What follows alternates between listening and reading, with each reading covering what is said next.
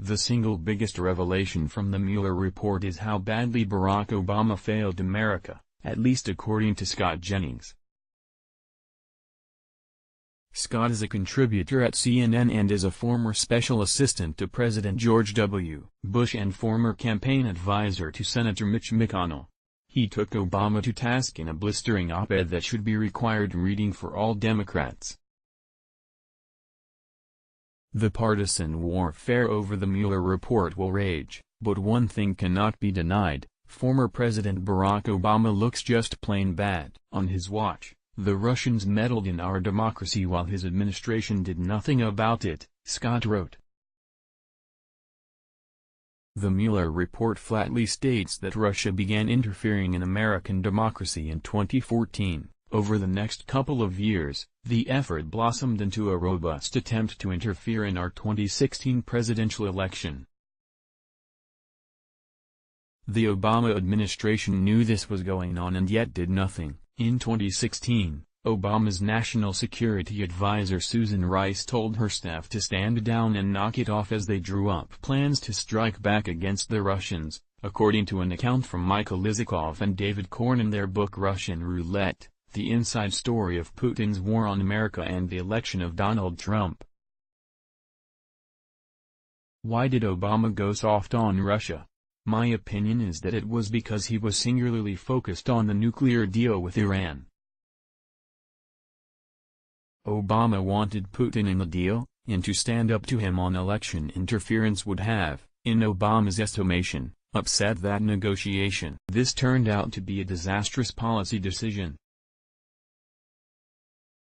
Obama's supporters claim he did stand up to Russia by deploying sanctions after the election to punish them for their actions, but Obama, according to the Washington Post, approved a modest package, with economic sanctions so narrowly targeted that even those who helped design them describe their impact as largely symbolic.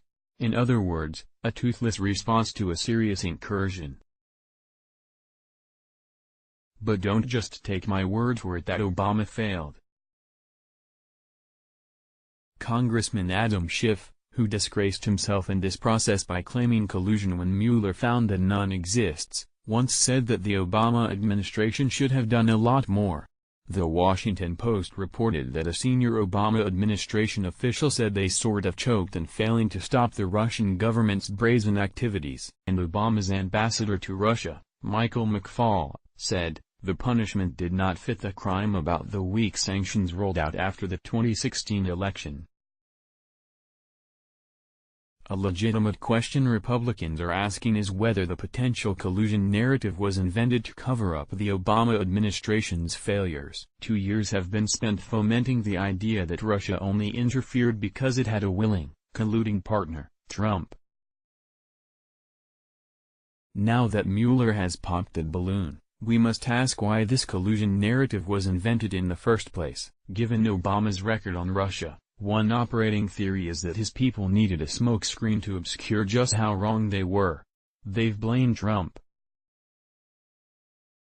They've even blamed Mitch McConnell, in some twisted attempt to deflect blame to another branch of government. Joe Biden once claimed McConnell refused to sign a letter condemning the Russians during the 2016 election. But McConnell's office counters that the White House asked him to sign a letter urging state electors to accept federal help in securing local elections, and he did. You can read it here. I guess if I had failed to stop Russia from marching into Crimea, making a mess in Syria, and hacking our democracy, I'd be looking to blame someone else, too. But the Mueller report makes it clear that the Russian interference failure was Obama's alone, he wrote. Let's block ads. Why?